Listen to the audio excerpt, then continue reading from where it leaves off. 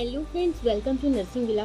मैं पूजा आपकी अपनी फ्रेंड लेकर आई हूँ आपके लिए एक नया टॉपिक, जिसमें हम बात करने वाले हैं या फिर स्टडी करने वाले हैं मायोकार्डियल इन्फेक्शन। मायोकार्डियल इन्फेक्शन हमारा जो भी हार्ट डिसीज़ है उसमें ही एक टॉपिक है। जैसे कि हम मेडिकल सर्जिकल नर्सिंग में कार्डियोवैस्कुलर डिसऑर्डर का जो भी यूनिट है वो स्टडी कर रहे हैं, देन उसमें हम आज पढ़ने वाले हैं मायोकार्डियल इन्फेक्शन। देखते हैं डेफिनेशन के साथ।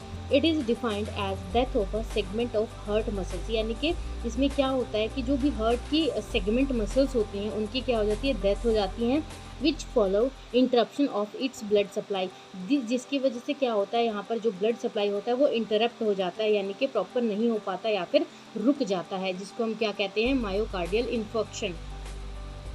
सेकेंड डेफिनेशन देखेंगे हम।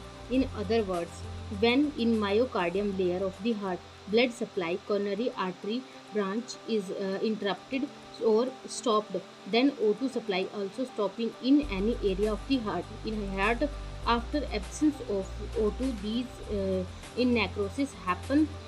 It is called myocardial infarction or myocardial death. यानी कि इसमें क्या बताया कि जब हमारी जो मायोकार्डियम लेयर होती है, आपने 3 लेयर पढ़ी होंगी, pericardium, myocardium and endocardium. Pericardium superficial layer होती है, मायोकार्डियम मिडल लेयर होती है एंड एंडोकार्डियम इनर लेयर होती है। जो हमारी इसमें बताया कि जब मायोकार्डियम यानी कि जो मिडल लेयर होती है हार्ट की, उसमें क्या होता है, blood supply coronary artery branch is interrupted और stop, then O2 supply also stop in the area in the heart, in any area in heart. यानी कि क्या होता है, जो ब्लड सप्लाई है कोरोनरी आर्टरी की, जो ब्रांचेस में ब्लड सप्लाई है वो इंटरप्ट हो जाती है या फिर स्टॉप हो जाती है। उसकी वजह से क्या होता है, वहाँ पर O2 का सप्लाई क्या होता है, स्टॉप हो जाता है, और वहाँ उस हार्ट के उस किसी भी एरिया में मतलब कि O2 का जो सप्लाई है वो स्टॉप हो जाएगा। क्या बताया मैंने कि मायोकार्डियम की जो मिडल लेयर होती है,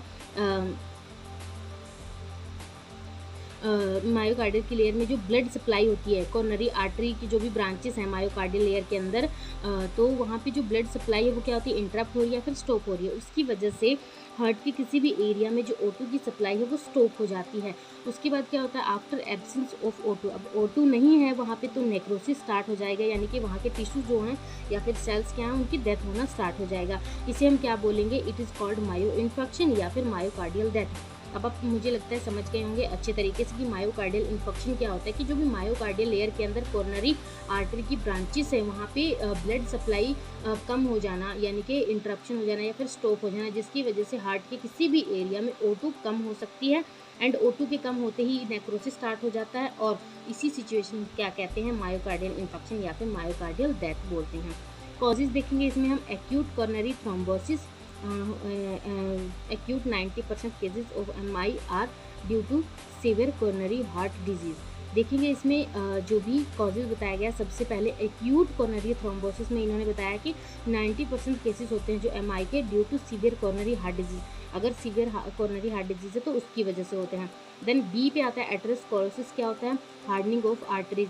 एथेरोस्क्लेरोसिस में आता है कि जो भी आपकी आर्टरीज हैं वो हार्ड हो गई हैं, देन उसकी वजह से भी ये हो सकता है। अदर फैक्टर्स है sudden construction, vasospasm of coronary arteries, CA यानी कि कोरोनरी आर्टरी एम्बोलिज्म हो सकता है, जो कि हम पहले पढ़ चुके हैं। इन्फेक्टियस डिजीज हो सकती है, हाइपोक्सिया हो सकता है, smoking, increase fatty diet intake, excessive exercise, ये सब चीज़ें इसके कॉजेज हो सकते हैं किसके, मायोकार्डियल इन्फेक्शन के। देन देखेंगे इमेज के थ्रू मायोकार्डियल इन्फेक्शन। यहाँ पे इमेज में भी बताया गया कि किस तरीके से यहाँ पे मायोकार्डियल इन्फेक्शन हो रहा है और डैमेज एंड डेथ हो रही है हार्ट के टिश्यूज़ की। देन देखेंगे की टर्म्स, हमारे कुछ साइन एंड सिम्टम्स को लेकर की टर्म्स दी गए हैं, पल्स को लेकर दी गई हैं। Persistent chest pain, palpitation, U, upset stomach, L, light headedness, SOB, excessive sweating, ये सब चीज़ें साइन एंड सिम्टम्स में आती है, पल्स के आप याद रखिएगा। देन देखेंगे हम अपनी पैथोफिजियोलॉजी।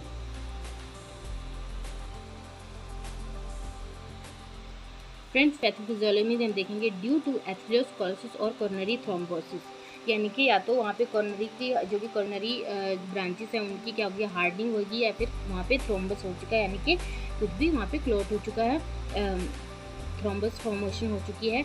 देन क्या होगा, प्रोड्यूस इस्चीमिया इन मायोकार्डियम, यानी कि मायोकार्डियल लेयर में जो भी O2 का लेवल कम हो जाएगा और इस्चीमिया प्रोड्यूस हो जाएगा। प्रोड्यूस टिश्यू नेक्रोसिस, उसकी वजह से वहाँ पे O2 नहीं पहुँच रहा है तो नेक्रोसिस स्टार्ट हो जाएगा और टिश्यू की डेथ होनी स्टार्ट हो जाएगी।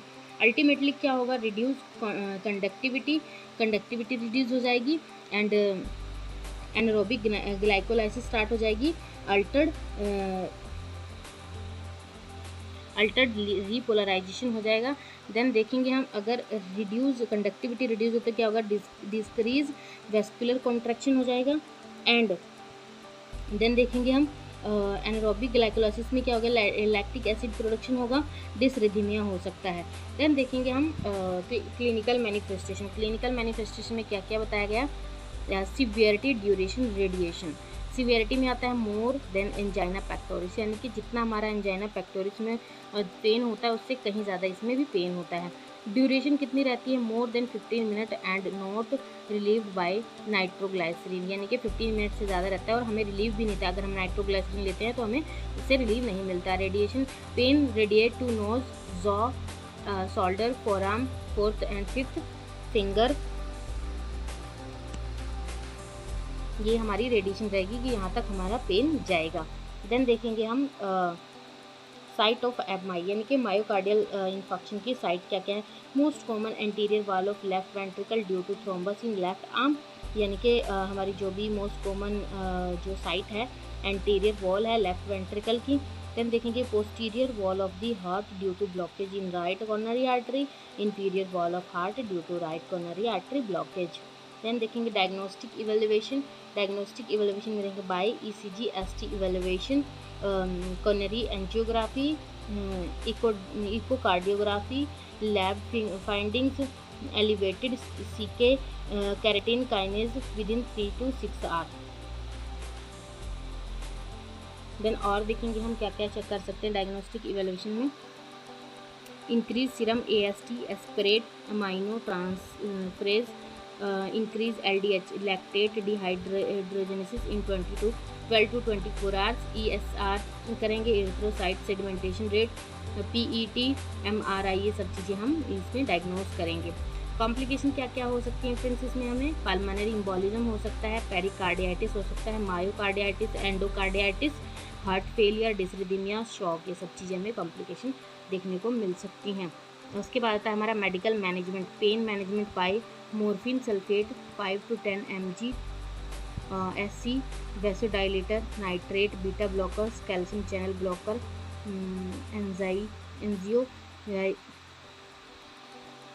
एंजियोएटिक्स ड्रग्स जो भी बेंजोडाइज़ेपाइंस हो गई, एंटीकोगुलेंट हैपरिन हो गया, थ्रोम्बोलाइटिक हो गई एंड एंटी डिसरिथमिक हो गई।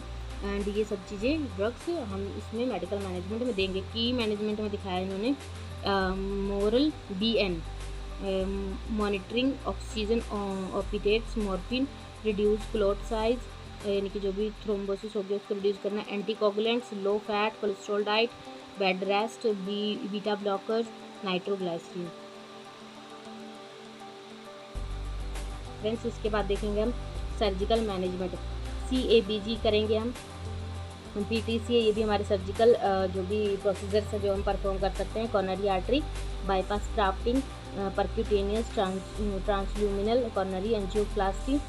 डाइटरी मैनेजमेंट क्या करेंगे हम, low fat cholesterol diet, avoid caffeine intake, low sodium diet, avoid alcohol usage. Nursing management में हम देखेंगे assessment, collect information about chest pain from the patient, observe patient symptoms, take a medical history, assess anxiety level of patient, assess side effect and drug effect.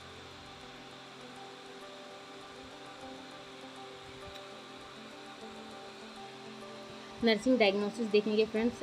Pen related to decrease blood supply to the heart, यानी कि जो भी pen हो रहा है blood supply कम होने की वजह से उसको डायग्नोस करेंगे। Anxiety related to chest pain and fear of death, decrease cardiac output related to dysrhythmias, activity intolerance related to disease condition, altered tissue perfusion related to infection, intervention. So for nursing diagnosis we can see in nursing care plan of heart disease.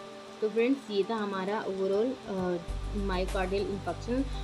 Hope ये आपको ये समझ आ चुका होगा। अगर नहीं आया तो आप हमें कमेंट करके बताएं। अगर आपके लिए वीडियो थोड़ा सा भी हेल्पफुल रहा है तो प्लीज़ ज़रूर कीजिएगा like, share and subscribe. And हमारी नेक्स्ट वीडियो के लिए देखने के लिए वेट कीजिए कल तक का। Thank you friend.